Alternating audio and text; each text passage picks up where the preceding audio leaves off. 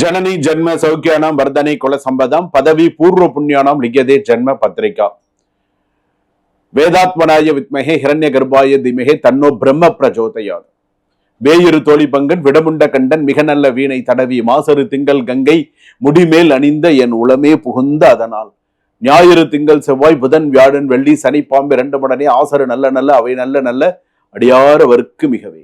எல்லாரும் நன்னா இருக்கணும், இன்பமே சொல்க, எல்லோரும் வாழ்க. உலகெங்கும் வாழக்கூடிய நெக்ஸ்ட்ஜென் நேயர்கள் அனைவருக்கும் வணக்கம். நான் மக்கள் ஜோதிடர் டாக்டர் ராஜ்குமார் சிவாச்சாரியார் பேசுகிறேன். எல்லாரும் எப்படி இருக்கீங்க? நலமா இருப்பீங்க. நம்ம இந்த வார ராசி பலன்கள் நம்ம பார்க்க போறோம். எந்தெந்த ராசிக்கு எப்படி எப்படி இருக்கு, இந்த வார ராசி பலன் யாருக்கு கெடு பலன், யாருக்கு சுப பலன், யாருக்கு எப்படி இருக்கு, கணவன் மனைவி பெண்களுக்கு எப்படி இருக்கு, திருமணம் ஆகாத பெண்களுக்கு எப்படி இருக்கு, யார்கிட்ட எச்சரிக்கையா இருக்கணும், யார்கிட்ட எப்படி இருக்கணும், எப்படி நடந்துக்கணும், பணம் வாங்குறதா வேண்டாமா, என்ன செய்யணும் செய்யக்கூடாது, முழுமையாக தெரிந்து கொள்ளுங்கள். உங்களை பத்தி நீங்க இந்த வாரம் முழுமையாக தெரிந்து கொள்வதற்கு இது ஒரு வாய்ப்பு. வார வாரம் ராசி பலன் பார்த்து தெரிஞ்சுக்கோங்க. அப்பதான் உங்களுக்கு மைண்ட் செட் பண்ணி வச்சுக்கோங்க. நமக்கு இந்த வாரம் இப்படிதான் இருக்கும், இந்த வாரம் நம்ம இப்படிதான் இருக்கும், இந்த வாரம் நம்ம இதெல்லாம் செய்ய போறோம் அப்படிங்கிறது பார்த்து.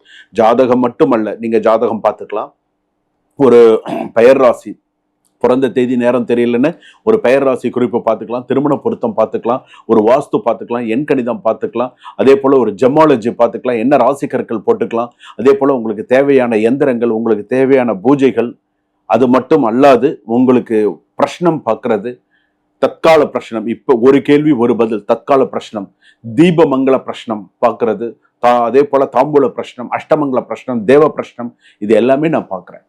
உங்களுக்கு என்ன வேணும், என்ன பார்க்கணும், கரெக்டாக நீங்கள் ஒரு அப்பாயின்மெண்ட் ஃபிக்ஸ் பண்ணி உடனே எனக்கு கால் பண்ணி பேசுங்க. சார், நான் ராஜ்குமார் குருக்கள் கிட்ட இமீடியட்டாக பேசணும் அப்படின்னு சொல்லி உடனே எனக்கு கால் பண்ணி பேசுங்க. உங்களுக்கு ப்ராப்ளம் சொல்யூஷன், உங்களுடைய சொல்யூஷன் சொல்றது என்னுடைய இது, அதிலிருந்து வெளியில கொண்டு வர்றது என்னுடைய பொறுப்பு. அதாவது அதுல ரொம்ப கான்ஃபிடென்ட்டா நீங்க இருங்க. இறைவனை நம்பினோர் கைவிடப்படார். சுவாமியை அதுக்கு வழிகாட்டுதல் தான் நான் இறைவன் கிடையாது. உங்களுக்கு அந்த பாதையை காட்டுபவன், அவ்வளவுதான். சார், இந்த வழியில போங்க, இது உங்களுக்கு கரெக்டா இருக்கு. அதாவது சொல்லுவாங்களா, தெய்வானா மனுஷ ரூபானா, மனித ரூபத்துல அசரீரமா நீ தசை உனக்கு நல்லா வருதுன்னு சொல்றாங்க இல்லையா, அதுதான். அதனால நல்லா ஞாபகம் வச்சுக்கோங்க. ஒரு விஷயம், இன்னொரு விஷயமும் நான் இதுல பதிவு பண்ண விரும்புறேன். அதாவது உலகத்துல கடவுள் இல்லைன்னு சொல்றவனையும் நீங்க நம்பலாம், கடவுள் இருக்கான்னு சொல்றவனையும் நம்பலாம். ஆனா நான் தான் கடவுள் சொல்றவனை மட்டும் நம்பக்கூடாது. அதனாலதான் இறைவன் மிகப்பெரியவன். நல்லா ஒரு ஒரு துரும்பு நல்லா வழிகாட்டுறேன் உங்களுக்கெல்லாம். ஒரு பிரம்ம வித்தை கற்றவன் சொல்லுவாங்க, உங்களுக்கெல்லாம் வழிகாட்டுறது தான் என் வேலை.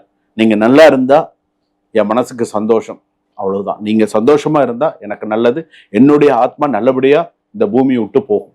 சரிங்களா? ரிஷபராசி நேயர்களே, ரிஷபராசிக்கு எப்படி இருக்கு?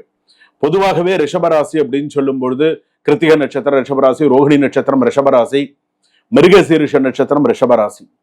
நீங்க எடுக்கக்கூடிய முடிவு மற்றவர்களுக்கு சாதகமாக இருக்கிறது. சோ நினைவில் கொள்ளுங்கள், ரொம்ப முக்கியமானது. இரண்டாவது, உங்களை பலவீனமாக நினைப்பவர்கள் இருப்பார்கள். ஆனா நீங்க யாருங்கிறத கொஞ்சம் கரெக்டா உங்களுக்கு சொல்லுங்க, அப்பதான் தெரியும். அலுவலகத்தில் நீங்கள் செய்த பணிக்கான பாராட்டு கிடைக்கலாம், அதே நேரத்தில் பிறர் செய்யும் தவறுக்கு நீங்கள் பொறுப்பேற்க வேண்டிய சூழ்நிலையும் வரலாம். அதே போல எதையும் முழுமையாக பார்த்து கரெக்டா அப்ரூவல் கொடுங்க. உடனே அப்ரூவல் கொடுத்து கெட்ட பேர் வாங்கிக்காதீங்க. மேலதிகாரிகள் அன்னெசரிசரி எக்ஸ்பிளனேஷன் கொடுக்க வேண்டாம். எதுக்கு பேசணுமோ அதுக்கு பேசுங்க. அரசாங்க உத்தியோகத்தில் இருப்பவர்கள் கூட கொஞ்சம் சற்று கவனமாக இருப்பது நல்லது, அதுவும் முக்கியமாக பெண்கள்.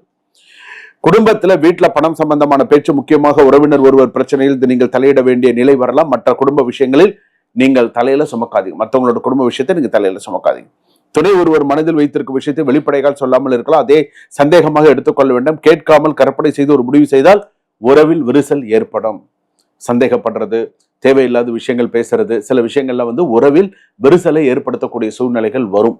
ஆனா ரிஷபராசி ஆணோ பெண்ணோ ஒரு ரிலேஷன்ஷிப்பை உங்ககிட்ட மறைக்கிறாங்க, ஞாபகம் வச்சுக்கோங்க. உங்ககிட்ட ஒரு விஷயம் மறைக்கிறாங்க, டைரக்டாவே தெரியுது மறைக்கிறாங்க, பொய் சொல்றாங்க, மனசாட்சிக்கு விரோதம் இல்லாம நடந்துக்கிறாங்கன்னு தெரியுது.